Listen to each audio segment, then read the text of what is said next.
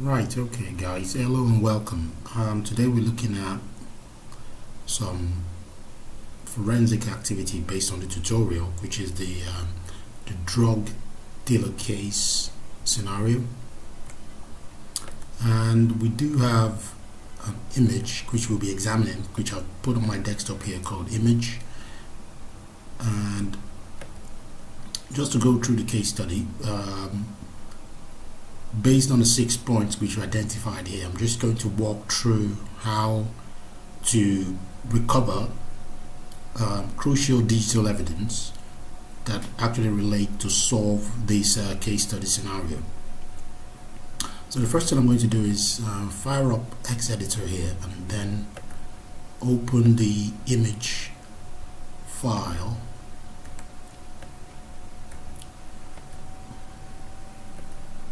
Right, so we can see here we've got the image file loaded up in, and we can see the hexadecimal bytes of the data actually in this image file. So one thing that is crucial is, if you look through the case study, I've read through the case study, and we see here it says who is Joe Jacobs' supplier of marijuana, what is the address listed for the supplier. And also we're looking for a file, a JPEG file, which is actually called coverpage.jpg. There's another question is saying or asking if there are any other high schools besides Smith Hill which Joe Jacobs actually supplies. For each file, what processes were taken by the suspects to max them from others?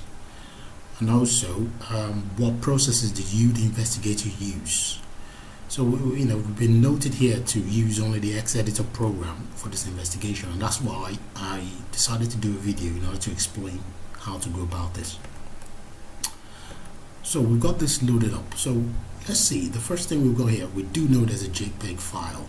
And if you go on to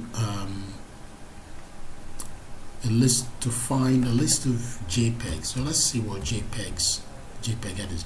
And we can see here a JPEG header would definitely have start with a FFD8, and also it will have a footer of FFD9. So what we could do here, we could use the search function here to find FFD8, and just click on all and okay. I'm just going to do that again. So choose X values, and we can see here we do have FFD8 starting somewhere here, and we can see we can see the JFIF extension showing here. I'm just going to go back here, and you can also see this character here, which also appears at the beginning of the file header here. So we actually identified the header. So let's see if we can find a footer for this file. I'm just going to type in FFD9, click on OK, and then we do have FFD9. So we need to select the whole of the data text within the header and the footer in order to recover this JPEG file. So I'm just going to go back to search FFD8, and we can note down this offset value, which is 9200. Okay, and then we go on here and select the FFD9 footer. Okay, so we're going to be selecting from here. So what I'll do is I'll highlight these 2 bytes and select block, and then I'll put in 9200, click on OK, and you can see the whole block has been selected. I'll copy that, create a new file, paste this here, and then save this file as. So I'm just going to save this on my desktop as well. call it cover page .jpg. Click and save. If we go onto the desktop now, we can see we've recovered a file, which actually, if I zoom into this, you can see this is some evidence relating to selling of marijuana. Right, so that's how to recover the JPEG file. That's done.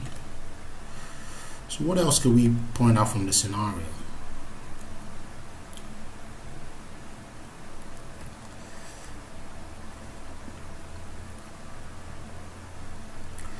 So what we need to do next is we need to see if we could find common files. Common files such as doc files, Excel spreadsheets, zip files. These are much more common files you will find on an image of of a hard drive or a floppy drive or USB drive. These are actually common files that most people actually store on their drive. So what we're going to do here is we're going to see if we can find evidence of any existing doc files on this image here. So once again, I'll go in here and look for doc files in order to find the headers or this file signature for a doc file. We do have one here, but it's actually not really saying Dexmate document file. So I might look at others.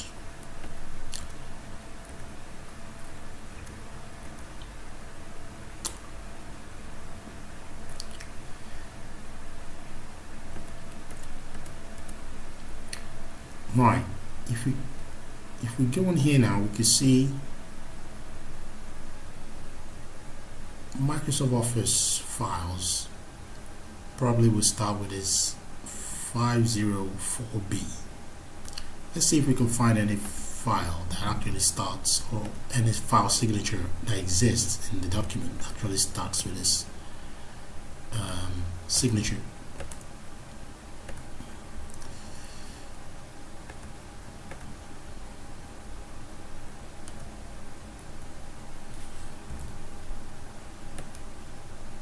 Right, so we can see from here we do have 504B that naturally starts with the character PK. Okay, the character PK. Now, the character PK here shows this might be a doc file as well. It might be a PowerPoint presentation or an Excel spreadsheet. And also, a PK file could also be a zip file as well. So let's see if we can find more than one of the signatures existing within here. And there's something quite interesting here as well. I'm seeing something here as well. PW equals good times in string. So I'm thinking this might be some sort of password. Okay, so it's good to, we'll make a note of this. This might be a sort of password probably used to encrypt the file. So let's see if we search this and then we click on find again.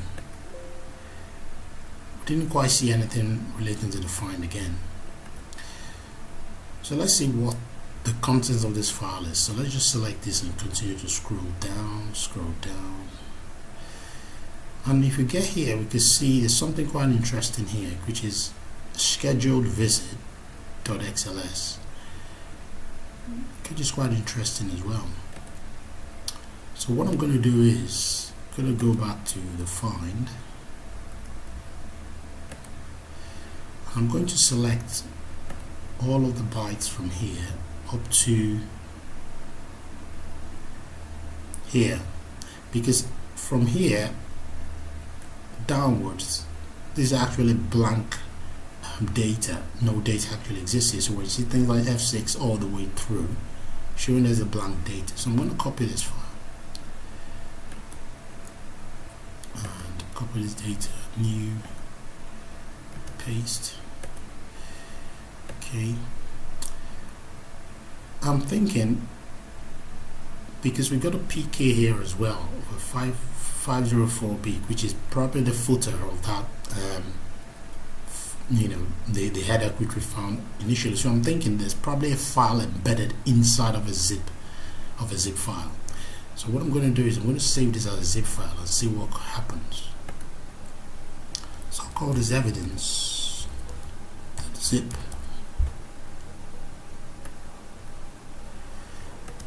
And this is the file here. I'll try to see if I can open this file. Great. So you see now, like we guessed right, we do have our Excel spreadsheet actually hidden or stored or saved inside of this zip file. So let's see if we can open this. This is access for our password. We can put in good times, which we found earlier on, and we can see now we do have a spreadsheet which actually points to more than one schools where the suspect actually supplies. So more, apart from Smith Hill High School, he actually has a number of other schools he actually supplies. So we've recovered a lot of evidence. So let's see, what other evidence can we find?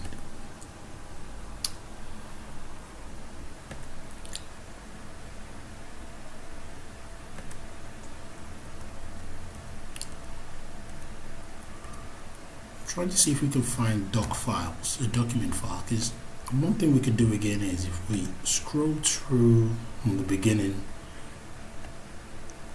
all the way through, and it's just trying to examine the contents of this file.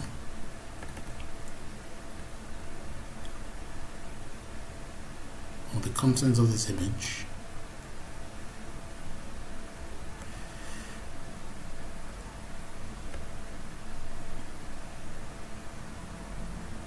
So I'm just going to scroll a bit more.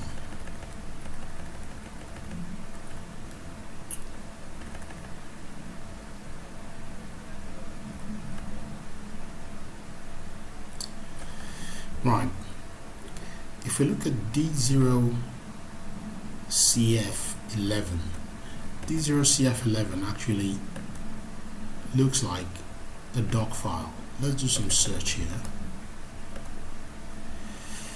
Right, so we can see a doc file actually starts with this, and we do have these characters showing the beginning of probably a Microsoft Word document. So what I'll do here is copy this and do a search.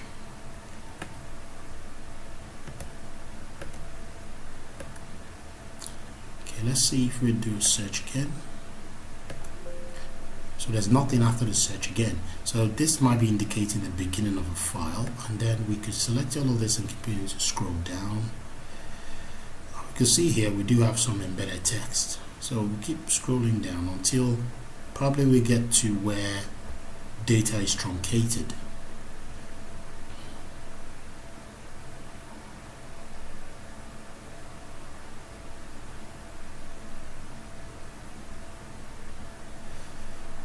So we keep going, and you can see this is actually showing contents of Microsoft Word, telling us that this file is in Microsoft Word. And then I'll probably stop where we have the beginning of the JPEG file we actually recovered later on. So I'll just copy this part of the data, select new, paste. I'll save this as a file, a document file. I'll just call this jimmy.doc.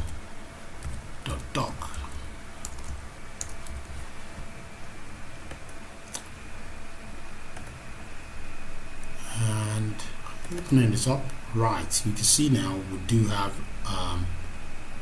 a file here which